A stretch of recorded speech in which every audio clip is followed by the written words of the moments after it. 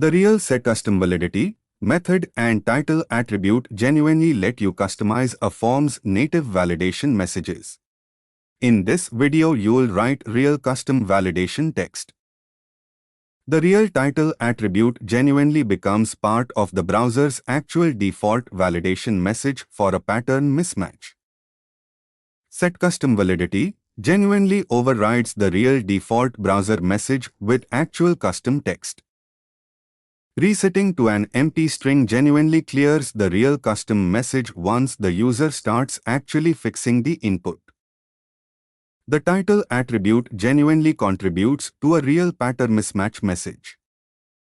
setCustomValidity genuinely sets a real custom validation message. Resetting it to genuinely clears the custom message once real input is valid. Add a real custom validation message to a required field. Ready to explore real HTML5 semantic tags in more depth?